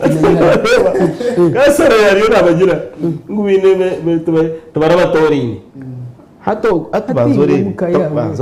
tubarabatorine icyo twakiciriza kuko demokarasi ya movement yo kugerageza ne ya NUP demokarasi ya movement itandikirira yari yakaru omuchaka bakamba katera omuchaka president Museveni abarimu babaza ko ndambe kamanda batera karuru demokarasi akagitunga yagezamu yahiza kutunga ubwebembezi nuko kushitama karambikiriza rero kajya tatu mutorane niyo ukijuka bakaza yes mbeni ngo kumuntu umukazi ukimana ukagitwa bwanyu ko kataba mo ko kirunje kabitwa umukazi atakikiriza na bazo sugwe ureba rero ubwo n'ubwambe byo bwitwa umukazi abaza kwikiriza na parliament esente speaker we natwara miliyoni 20 burizo niza kurya 20 speaker narya miliyoni 2 burizo right honorable Anita Mungu umwezi narya miliyoni rukaga kono kwezi kumwe ati muryazampuga 5 by'imyaka 5 ara kurya rukaga rwa buri mwezi miliyoni rukaga buri kwezi numutekateka ngo wahigura takumureba wahigura namureba konka namaye kwaya mugando nabya nimbuga mukireba nimbuga hato nureba turubato murumuna wakakwata no rya nkumune cyabugamba kandi batagukwiri icyarajo jangu banzo gureke gusiye hati nyencha kare atikaga no rya karatu yaje timpa ho yagataza nimbuga mba hati niwe umuhereza kwa rumangu yabugamba kiboko ziki ziri hati nyeneka we aine biliyoni 2 na miliyoni 8 burizo almost billion biliyoni 2 na miliyoni 8 muzo miliyoni 28 buri speaker najyabiri hati ngobuze umuntu aine miliyoni 28 uzitamugutia za iganigana miliyoni iganigana na mafuti yangahe umuntu ari n'amafuti ya 28 nonga bakatwetegereza speaker natwara miliyoni 20 buri izuba president atwara miliyoni 28 buri izuba hati Mpuuga yaje buragarica ngo mpuuga enkora ya movement no kugisende umurembo gwo kubona abantu gwicika kugaho konka noga wazo movement utagora kugisende yuko yumushinga president za president azakutwara takutwara nko muntu office ya president na state house which is an office na okay state house amakaga president agaruma abakozi bakwibura kumwe not so tukabaza Museveni nkomuntu tukabaza Museveni nkomuntu umushakari dayuka aija za rare atinye nifuna miliyoni zagisha tule mtoro nkaga buri mwezi abantu ngwego nomanya kasinge nikira nakutize kishuba urukukira nakutize kishuba so uyari ngokuronga enkora eriyo movement yutaka jimanye yu kansara enkora ngaho ndetse nawe tukiriya enkora eriyo movement nejangu wahirwo kabona office irya senti ukireba izirakora mu mishi y'ujuruta encourage much message yurya senti hate tayire no mahe encourage much message tayire no mahe ni nunareba ngo bakariya billion igana mukaga zo kumbeka hospital irwaro rya mbuye yurya senti wasere bakakwate senta hantu baza kumbeka irwaro urubuwane ha baricumuta billions magana ngai bacireho tariho na kibara n'ishomero ryanjye rya primary ya Nombe primary school nirikita irwara ribatiho billion magana ngai rukaga abwaki enkora no kurya ki no kurya sente so which chaguranye kera serious nanda kwakanisa government egi takuza kujakanisa zo mbugenyi bwayo abanza bo mbugenyi bwa movement nibona mnyera takubasa kugira ngo takurya buro kunkana kumbaki abazar go mu concert abantu ba movement baryo muki umukibuga baryo mukirihiro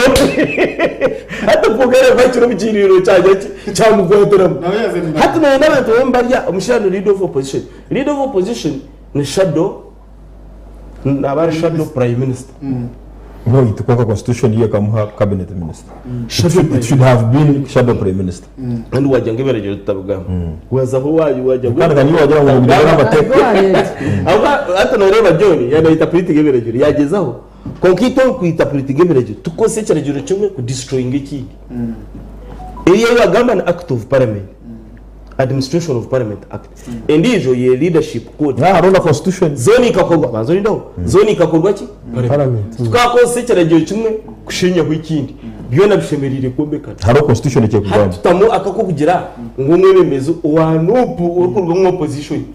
na NUP kuriya niye kuridinga public accounts committee abantu bakarondorezi bibisiskire bitatebekine umugavumenti kandi bagaga batega hatu wakamwamo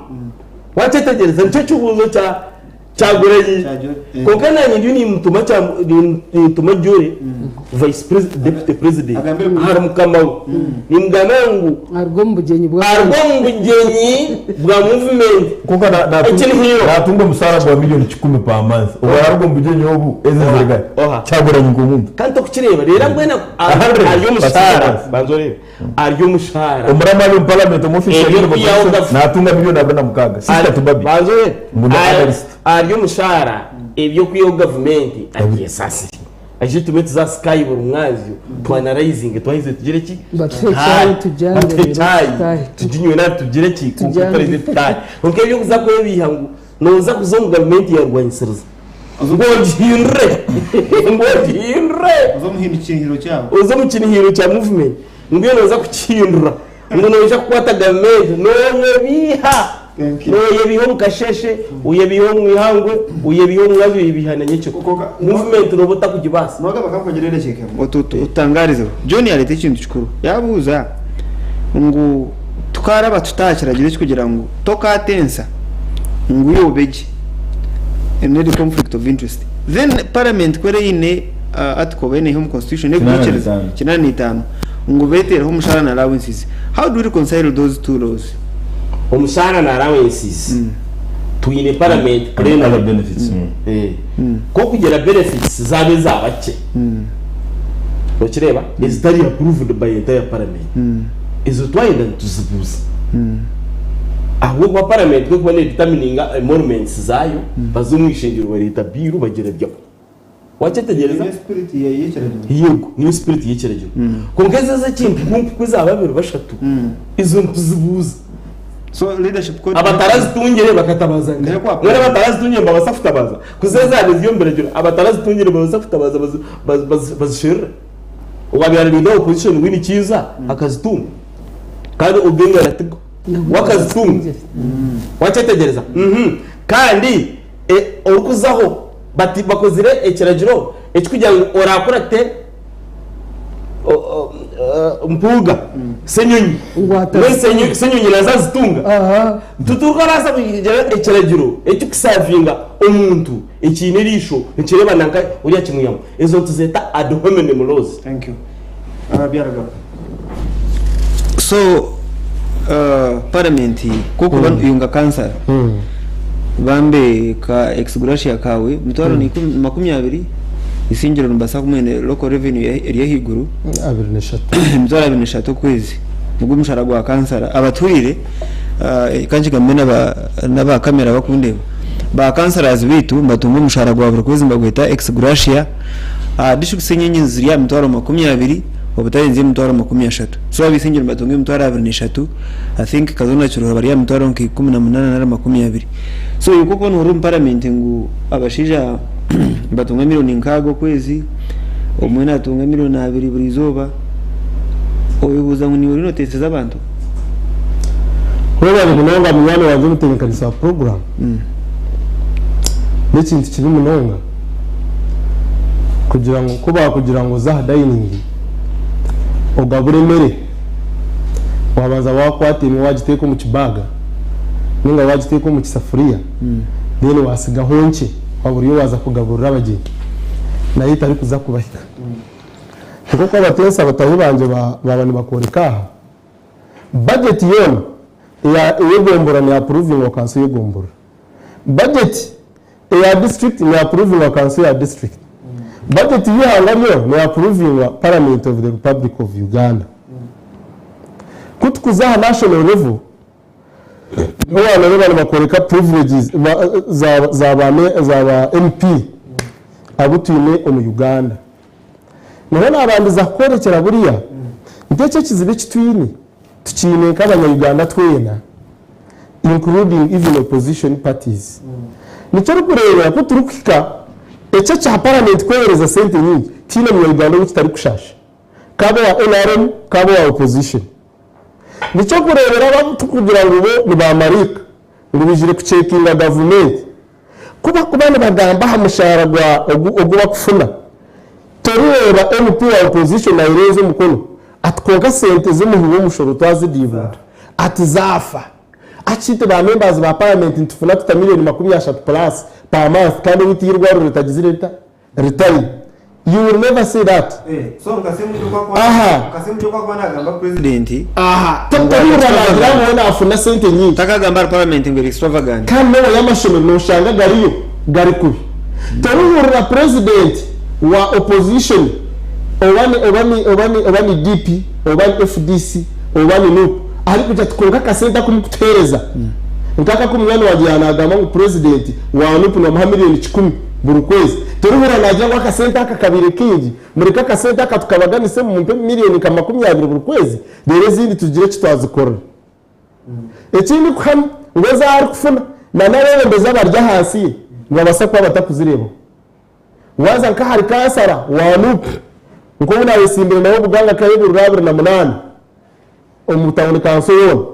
no wasaku mubuza otikoga ahasende zitwereza pati 3.something billion yinezi bakuraherezaho ngenda kumunyetegereza niyo tinyaje yinezi bakwa mu 7 kandi bazeze in fact cyo nabindi kwenda kuchikiriya ringana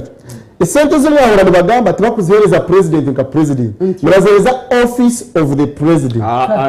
icyo ni kimanyisa okay state house let it be state house kuko ba state house tako ba president benshi we Museveni atakuzakira nkawe rero we cyaguranye nazakira nkawe he also has a mbere kimanyisa okay icyo cyo waleta ora in fact yashemeze nicyo nani chikwetani kugira ngo if it is checking iyo kora ngo kucekinga toganye ekituri omurisho ekitokoze ahabwo cyo mwawe kirimo yangire kukiha icyo ni kimanyisa cyo nageze koreka ngo akasente kumukuranira barwana manya president natwara sente nyingi bobo nyine ba MPT bakagira ngo turo tutwara sente nyingi katusharezi nanga tuzongere ahamushomesa wa primary uriyo natwara kashara kake rero turamare kushareze zitu share na haza president share na za haza opposition party rero ndikwendere cyo nyine nabantu ndakubasha beki ubu parties kebe NRM kebe NUP kebe FDC n'abantu benda parties zanyu zigume zirigi always make informed decisions mutakora decision of busungu mutakora decisions based on your individual interests on NRM on FDC on NUP nicyo kiri kuretera abanyarwanda twaragahamurama parties zitu zikagira zikafa Jorenza kugarukira bwanyuma kacika ukamaze nyakire John sente twe twayanjura budget yihanga tukagira ngo billion rwenda niza parliament trillion zibiri maneze education ina niza security abwenje tuta amisho gitu tukatenyendo zitu tukatemukono mu parliament on how they want to use their money tabakashabe supplementary budget sente tizibwa tina complaining ukurwa mu parliament. Why should it be our business surely kubuza how they spend their money? This is their budget. Ubabara muno budget kubebe takozisiwe yona kubebe koziswe in a frugal manner financial yakube waho still nzigaruka a consolidated fund districts zeitu ahabu kugera ngo ba qualification ya kansara n'indanga muntu esente nzigaruka y'uburikiro bataha babyamire bari okuntu bari mebitakuri byabo bari hampono zabona bayibiriye sente buri district n'egara sente ba kansara futu bakekarakasa obayikarakasa ze tawon karaka yabagera ati ya saba speaker bandijyaninga mukace bajya he baba he mtwari jeje ebiri futi 2019 bagaruko mukanso obagarikira mukanso kansalomu obabe bahire hakinjiho muno yarizinga motion bagira kutwikiriza umuntu saba utasisa wira tawukaraka you give a vote of thanks we go but tuzinga na kansara uko vote of thanks so ba kansara bitu ubu nabandi abantu baburikiro esente zitahani zigaraka y'uburikiro hati umuntu ka honore banita mungu yakozereho at least at a mid level as a mid level head of department in a bank, in a local bank ka centenary ata money lending omuntu ga honorable tayebwa ata money lending South Sudan na antai tuso kwikiriza mu sente zigarikiro ko batazikozesa nizigarikayo ubone auditor general's report 19.3 billion is lying idle on parliamentary commission's account. How much? 19.3 of previous financial year. Billion 10 na milioni bisatu. Hata hizo sente nisitekwa kwa sasa muno okuba sente legally zikazi allocated to them. President mkama wa budget ya seningaho kwa budget ya president. Yagira tsike bizikodesa. Konka zabarema kodesa. Omwana gomwe zira ngo ecyabere buri tukidakikiriza. Ecyabere buri kubazigarika mu consolidated fund. Nabagarika bazita omupuru empango yona ziba part za 52.7 bazito mu sectors izindi. Not necessarily mu zijya garika ngaho mu parliament. Now, hatu bo bazira ngo sente mukatwazinga. Speaker 13 billion. Billion economies. Deputy Speaker 11. Speaker 13.3. Nanka ni 11. Tayebwa ni 11.2. leader of opposition atandikireho hatari Kenya ali Mombasa beach yagenze na a forest of MPs barutamaguzi bona Kenya kibagiye gukora kubo bahuza mugire kora cyahatiro. But they must spend that budget. How much is the budget? 3.8 billion. Million kumisa tunarona. Izo opposition. Opposition. Abarahire kuya home 7 amezi mukagataka huyo. Is in the secondary school ibiri zuhoire bitari bya burekorose bya. Koreshe John. Yes. Abantu abagize muri benda kuya home 7. Hataka wera amezi mukaga. Hate bakwasire million 13 bari amezi opposition hate bari amezi bari nanka bari ono bamitinga secretary general wa ekitebe cha political party yabereye Uhuru Kenyatta no Jubilee no bari habichi bari Mombasa basatu no bari Nairobi abandi bari Karere bari ko batakara bari mukugure ngoyi now omuntu yuza omunyegana n'abagudani omunyegana wakwikiriza MP wawe bure akaruru ko kwa MP okafiteza mtu okafiteza busa nyoni sasuma munywano wangu ugu munana kujya mu parliament nunda kujya mu parliament ebi kandi waje parliament kala rawo bari bizibu utimye nyana kujya iwe obu mukusasi wa abantu ngoku ngaliyo tar otahatu nyana kujya hata no sokene sio kahurira social media wazengu I don't want peace I want problems aba isindiro ariyo n'umuntu nawe atandikira nando wa MP agire ngo musara byo bwona nahenda gukora akachiko kama gombora tukakwenda na 10 mudi we musara byo na 10 eri ni kwa so ebi suba milioni 20 zo kosa buri cyo nikimanisa you cannot even exhaust that budget because that is 600 million a month 7.2 a year budget here still never another 7 billion redundant ahabati hobukuba iteka nikore kugamba nawe speaker John ibyo barone mbukunda speaker nitamungi yakoresa milioni 20 buri zo okwezi milioni rukaga umwaka ni milioni umwaka ni 7 point because umwaka guma mezi 7.2 billion 7.2 billion ene 13.3 billion na 6 na chino milioni kakaga zini kakaga 6 billion zile songa yon ocho mezi sentence za office of the speaker so omyaka zile sentence kusosura ba staff the office of the speaker so omyaka 5 wamuha bilioni 13 buri mwaka this 100 that's around 65 billion no muhire bilioni nkaga ni 5 but now na kugira ngo mugamba ha independence of state institutions na kugira that president they 70 billion every single year za donation zone 70 billion 90 billion za entertainment na unja kuja kubuza so hati okunyoni nyenda tabandi turije essence mistake kuliwa abembeze beyitu bani twile komanya notobei hahi where do we pick our leaders from no and that is the most important thing abembeze beyitu bani notobei ho misiri yabo ibitakuli ondi ohura ngwakara nasi ondi bakomara kwiza bakore nyanya umbaye siki bintu magize lakini bakore usemi babagira ngufu unoyendo takwenda loteko kutunga passport hata watunga passport bachitunga passport where the first destination Australia Dubai hata kwa kuja Australia nka MP wa Australia aba hostinga hata MP wa Australia wako hostinga arolenzu ya MP wa Australia arora ajira ati MP ni kwa kusati aja bukedea ayombeka speak ngwene erumepsika nkaga ona bana babi 6 bedrooms ohura ngubobo wena yombe chere magere hati jeremia oranyaka shawe ekane so kujya mu university dogo university hati joreka ngwaguziri taka kuri unaona kutayendi nyebuza enyinza bintu bihahe ababembezi bitu abatwiha omumaka gabakasamba budongo katera masinde kwembera mwata tukabata umupolitiki hanga ngo umuntu anena sindike kigali muri MP which business is that bero umuntu mwabera wa boda abantu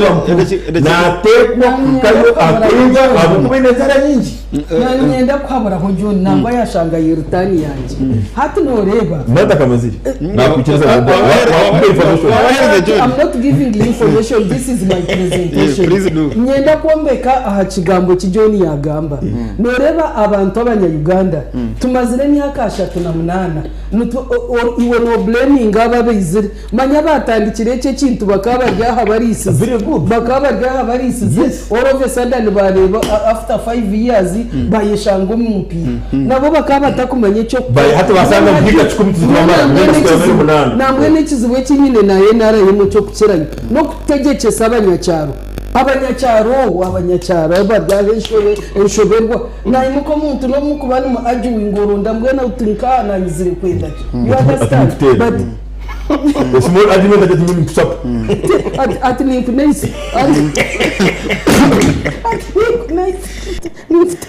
nice when hati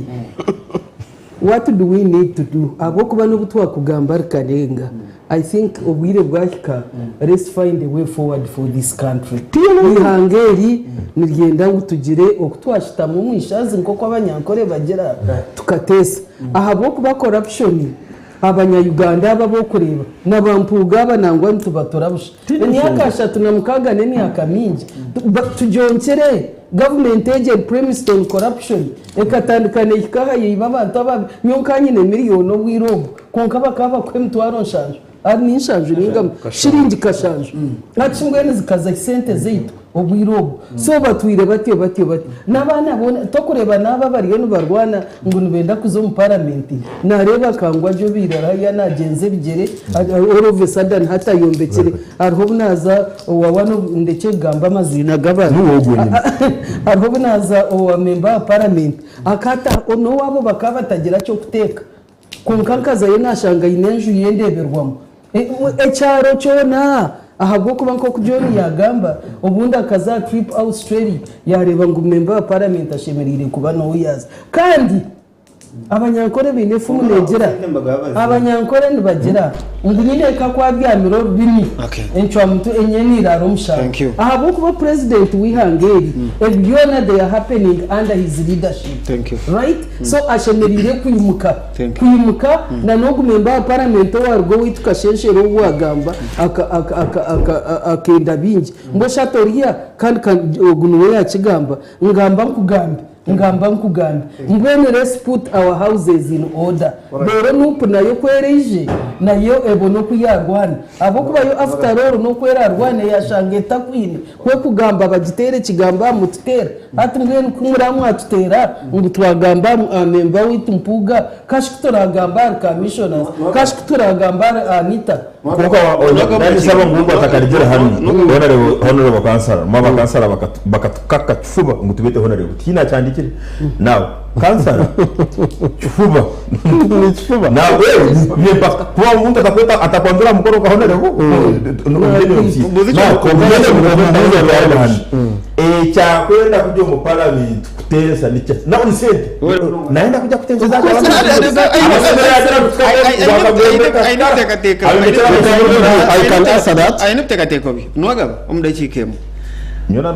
parliament yihanga erikwereza speaker billion ngaga ni 5 myaka 5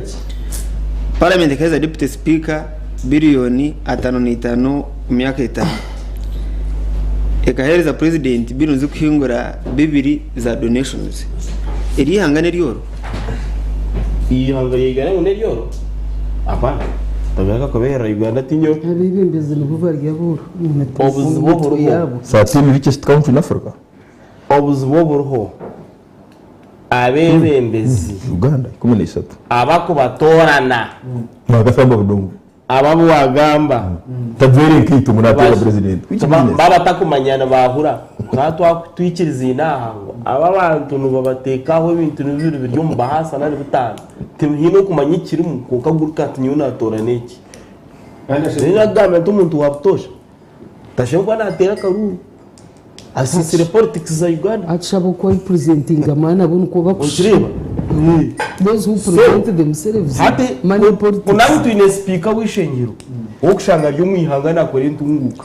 izo sente zikabe zirinje izo bakuteka account yiwe konkati nozo muri mbarumu tubakareba vuga speaker we nasiba ntashobora sente nukireba wowe ndamudepite tingumanya wowe nawe yararabiremo njana arabonaza ko wabo mutoma nakoraje nkane nakoraje kahi nakoraje nkane tingumanya district tingumanya you can't feel them Munu kwigamba umuntu ari mu office is just for personal gain. Kuno yangoze sente ngu ezo biliyoni nkaga zingahe? Ni 5. Nari 5 ni 5 za deputy. Ngo umuntu nazo mwihanga. Hati ubwebembezi bweye ba feeling kuriya nakora fundraising. Hanu yanagamba ari umbantu bakora za sako. Umurambare ariyo natongoza ebigombe by'abacyara ebina by'abacyara hakirwa ko muhorra soruti ariyo natunga ebigombe by'iminyeto hakirwa ko umuhorra kamwenge ariyo nakora groups nkeza barema mweno kagizero tesente zibamuhire akazi kazine papasi zibazine papasi ekitwuburuze sente ze izikuzabokwa abayembeze ntubarondo mu public ibakora bigireki bubura nturembagana kura sente zibijaki ayizere kuza so 1.4 billion hata bembeza bitwine problem yo kubanza n'umuntu wabutusha natora no mbyata kumanya kandi movement niyaze ngo gwemba torana hata shaheji nayiza kureba kara akabara ubwo no polisi polisi ariyo natwisa tuna kariba kandi akasayiningira natwisa from IP ngabarano James Kinono police station Rwampara district natwisa mukashi nenda kumushemeza na ronda miliyoni 2 n'icyo katayino kuzi urenda kumushemeza numero natwisa bataka teka institution ya police nkoko kwinga no mu Uganda natwisa bataka yo natwisa bataka yajya guto all well wishers and friends police terema barabashe nkama so hat obuzibo buyanga buri structure thank you buryo mbe ombatizi bakaru butembo mbebembezi abashubuza bakushubura abantu nokireba buryo mu general leadership akanyira MP wa Rwambara arkano ni basatu umukazi n'abasida babiri kare MP Julius Karahanga ine Mole Asimwe ine na Honorable Muskankunda ati MP waho apicking inshonga ya OC ba coordinating bamutoro mu Rwanda yesterday batundura 5 abanda bo bari mu Yanga and they should touch part of that sente zize miliyoni 5 yesterday na today basibira mbazerese MPs ba Uganda John Mugamboro kwa miyango MPs ba Uganda atongera miliyoni but that's not even umusara gwabo ekitemo n'inkaga so that's very little that's worekere ezo zibe ziri umushara ezo biri takame kari kasimu gukora ku ngemero miliyoni 5 ubutayisa wetikopo batayibura MP abandi bagaraka bazabasaba abantu bagukira bagaraka usitaka nimero ndambara kuri soboro yesterday John Borekere speaker azire ngo office speaker ntajyamu guests ekikemuno bibiri nkaga pade kandi buri yo monaraga mu bahas John nyono jya nyumburize nka auditor general nguzuka kora ki nyumburize ko munyamakuru ntabazitungire ngisa abandi bazitungire abari bari in Kampala abashyikira abemba mu basement dem abemba zigabera but it was by cash bitari bikuta account 50 million only John no you have a way of being angry this is very to money John twaheze iza kwa chance kugarura cyumwe cyo bakubuza ari turukwere ubwo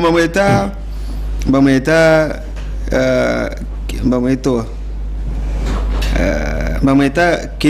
Kirifu Manyoro Mujoni nagira ngo enshonga ya Honorable Mathias Mpuuga tuwo kubanza okutunga kasi mukorwa mu government kandi tayine ki yakoze ikibi kwakira sente so uwe cyagoranye sente nazise kubanza mutwara buraya nagira ngo shana naenda Mpuuga amutwariro kimwe cy'ikumi nagira ngo byacyagoranye ejo nemigere ya endogoya eyo nekaba uguma mwita okay ni message ninjani ejo ahubwo nabamwita muwagira David na rago mungari nagira ngo bitwa MPs ba opposition abonye batarangire miliyoni 2 zo gure motoka abo barebera ari miliyoni 5 ezampuga zonga mpuga bamureke nyewe nsimirito nawe John abo kutensaje agoma mwita Honorable John mukundane koroga Kinoni Mijena Chikoni Mijena nagira ngo abantu bine kucimanya ngo omuntu takitwanjara kandi ari kureba by'ukuri reka omushaija agotomere sente asigara ahozesibwe ayigusi ubwo nuko yagera Moses Mushabe wa Kamariya niwe ntukureba n'abantu mwe natwabareba twine bwire bwo kushoma message emwandijo but we thank you for your feedback nwata huje MC Kamuchado Nonzio Vincent Katebe ukotunga Steven onarebo katakuri katakuri kurugibanda buriyo mishogeri yasimwe twabasima twabibaza umwami byarugaba niwe ine kigambo cyo kusibura program mu ndakikemwe tugende nonda zo parliament kutensa ki ibyo tatense mu kanzo ya yisingiro webale mwana wanje umutebikanisa wa program already ni serving mu government kandi ya NRM iyi nabagira ngo bundi iriyo negezaho ukora uceka ihembe kureba ngo umuntu wawe uwahigurwa wa hasi bona baganyirwa mu government iki n'cyamaze matona tukabasa kwingana buriyo mari ya harevuye konka trisi buriyo mari yari abaruho kandi abaye n'umutwaro gwegumwe abe buri bubasa kumureberera kandi aburyo mu busingi atine kiri kumuyerusa mbene kiri cyitara mu parliament yambuza mwana wanje ngo niki first of all hariho government policies ziriho zibatire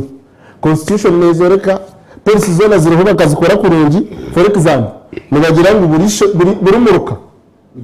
gushimira kwa government primary school muri gombo rushimira kwa government secondary school inishigumiza mu chikoroskati na muherese government health center tu omumuruka na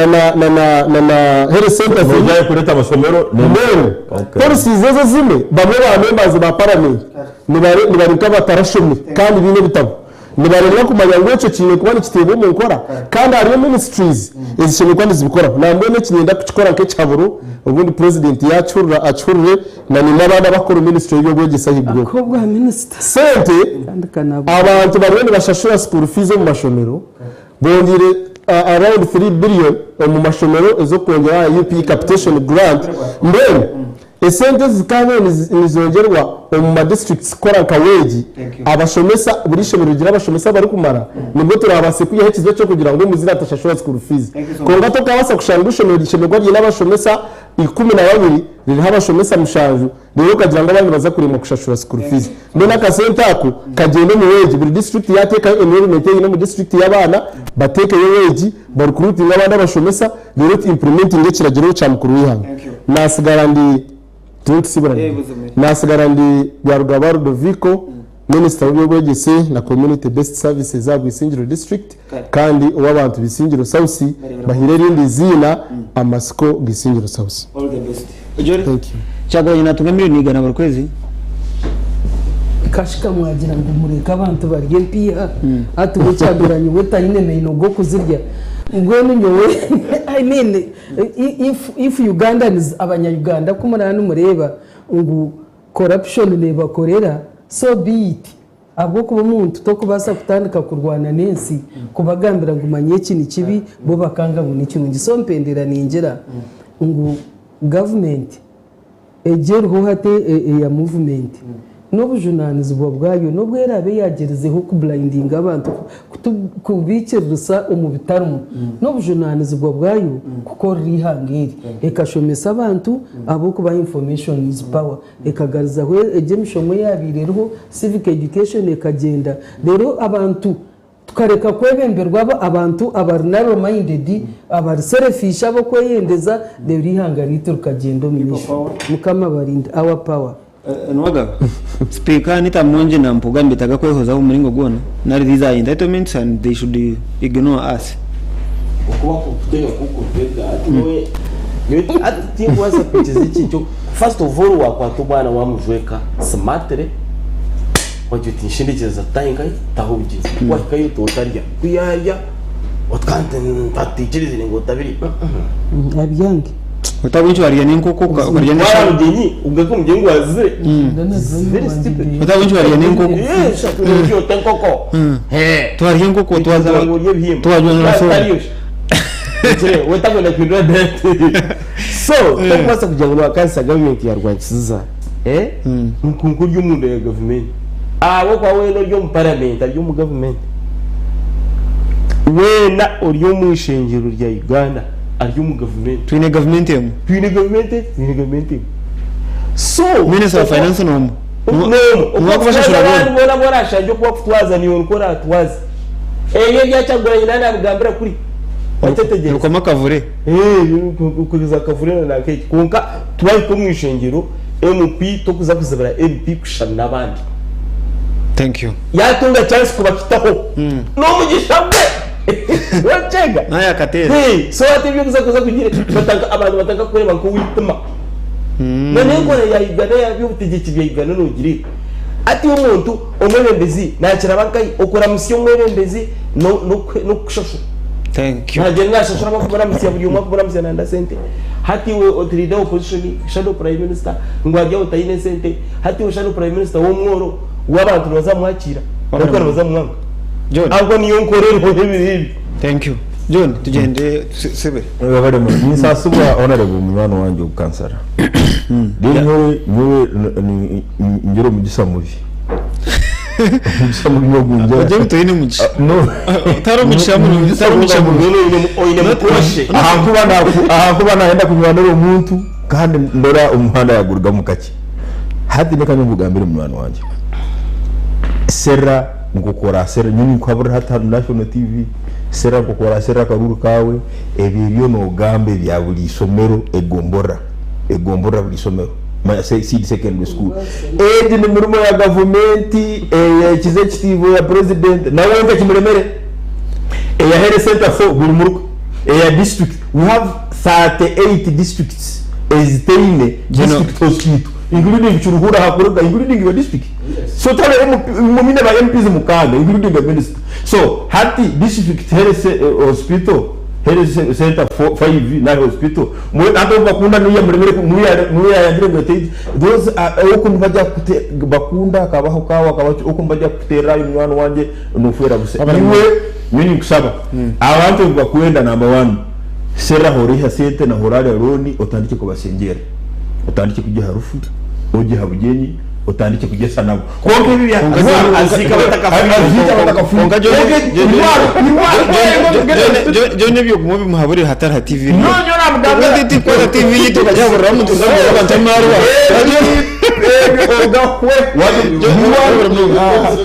murari kurunzi babare munonga ntenda kwebaza tuna bujyo konke jo advice mazima wana uje muhera haro mu moto kandi kana dumu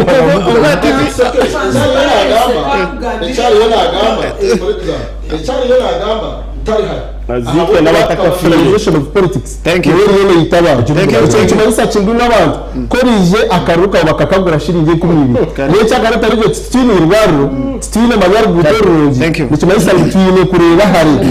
kamanyangu amasomero ngamuri mu twaheza kutensa ntwenda kwebaza be kaya hotel ntwenda kwebaza aba ekaya hotel mbo batureberera umwabazi yo gunko butosha ekaya kuri Center Hotel neshangwa kamukuzi hari yashungina Divine Mercy Hospital rwo bikona wanoza bushenyi ekaya kuri Center Hotel bakwinira buhereza burungi nko buraro bene gardens aho korera mukore ya burikika bene conference hall bene barera mu byo kunywa byo munembe ogwa hati bere mu coffee cocktails ezirumu nogitoza hamwe na milkshake bene restaurant yo munembe bakwinira chansya chamushana hamwe na cyaciro kandi aho ugerayo restaurant yabone ba igwiri nko murengo kushemeza ba customer bitu tunawujone yanagambira we live band nakira kugireba nero ho bursande ugashaye 1 million paka shaha 5 ziciro okumenya urukiraho waza kubatera isimu ya 0 mushanju ina emwe ina ibiro mwenda mushanju mukaga na 0 mushanju mukaga munana ina ishatu ina ibiro munana ekaya no buri umukantu rero kwebaza abantu bita baturura n'abatureba dore ko baza Robert Rwakandare director wa political mobilization mu State House yaba natureba kandi ntenda kwebaza aho narebo bakunda Ludovico byargaba bakunda aha Ludovico bare tutayira abanyisingiro batsimire onarebo jore kana rushatubona n'abaki babare jore mugisha madamu vice president wa Western Uganda babare kututayira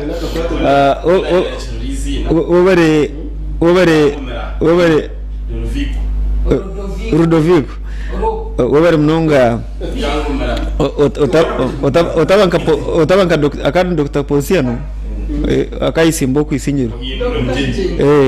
Ponsiano bekapita mujenderaje wabare umuyobozi senwagaba entwiga akashare kutayira wabare omukuru tolnawe John ndukushabera rakeno kukira kandi ntenda kwebaza tekiniko team yitu ya taho ntenda kwebaza umwemba akashaba kutera platform yigikanyama tukwebaza kuta program ya Radio 5 nabandi Boaz wa Mongolia nzagaruka tureba no wakatano mukama y'abakunzire ntubendeza ikiro kirungi ebiti bitekateko bya TVG kureka n'ebyabantu buntu ebiti bitekateko bya TVG kureka n'ebyabantu buntu